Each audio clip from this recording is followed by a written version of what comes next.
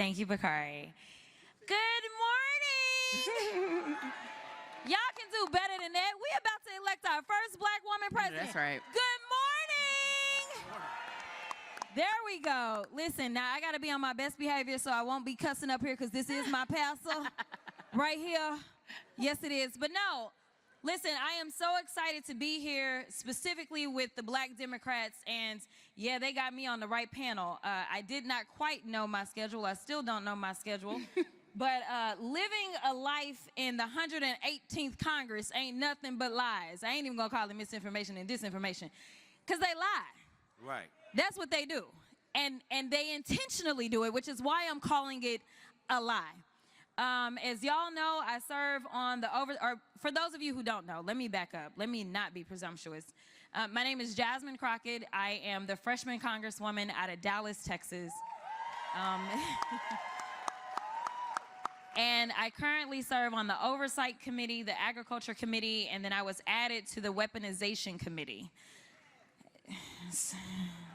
Sigh. And so on the Agriculture Committee, it doesn't usually get too lit. Oversight, it gets popping for a lot of reasons, but most of the time is because we have what they consider to be the firebrands from the right that serve on that committee. And I just want to take this conversation just a little bit deeper because I just returned from Taiwan. As we are traveling around the world, we're consistently having conversations with our friends about what is happening with social media and misinformation and disinformation and the interference with our elections with this information. It is a new level of warfare that we are having to contend with. And right now, as I continuously talk about the cult known as Trump world, a lot of what we are experiencing is literally people have been brainwashed with so much misinformation and disinformation, and it goes so deep that we have people that are serving in the United States Congress that are literally taking their cues from people like Putin. So we had an oversight hearing where we laid out various posts that had been made by sitting members of Congress that were nothing more than propaganda that came out of Russia. Right. That is what we're dealing with. And so we're talking about people at the highest levels of the United States government that either are too ignorant to understand that they are literally becoming the puppets for someone like Putin. That's right. Or they just don't care. I don't really know, but either way, they have way too much power and they absolutely have way too large of a platform to be sitting where they are and being so irresponsible.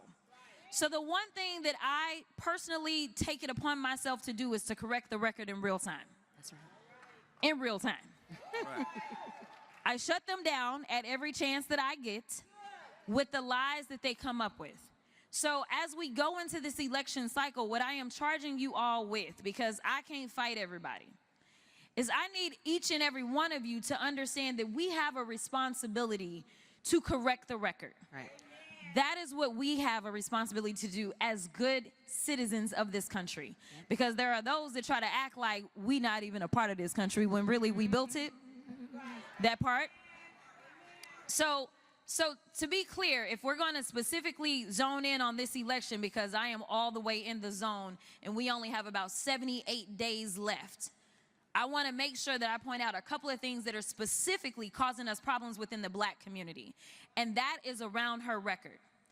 The earliest polling showed that our vice president was not necessarily hitting Obama's numbers when it came to black folk. And I think a lot of it has to do with the fact that she's a prosecutor. Or a former prosecutor, let me be clear, because she is currently not prosecuting, because, anyway.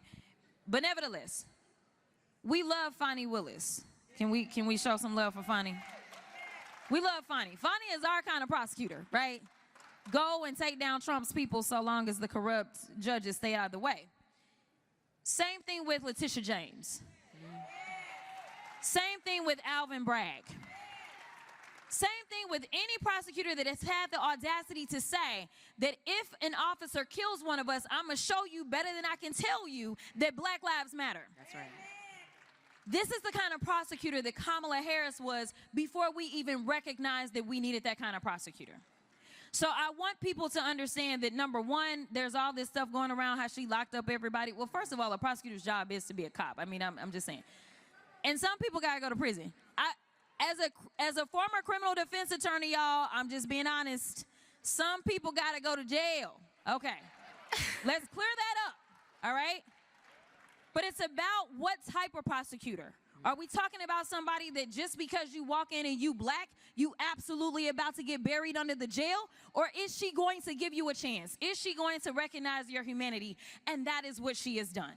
So she started the Back on Track program before we even knew what a progressive prosecutor was. That's right. What this was recognizing that in this world, the real world that we live in, if you end up with the F on your chest, you don't somehow become the most powerful person in the world, but instead you are denied access to housing, you are denied access to education, you are denied access to jobs. She understood that, and so she gave people another chance. That was a diversion program. That's number one. Number two, when it comes down to body cams, we all saw, please tell me you know the name Sonya Massey. Yes. Sonya Massey, the reason that we know that they killed her with no justification is because we had video footage. She was the very first person, the first attorney general in the country to order that her agency, a state agency, wear body cams. So you tell me if she is our kind of prosecutor. So as they go out and they spread this misinformation, I'm gonna need y'all to help me in correcting the record, and that's all I'm gonna say.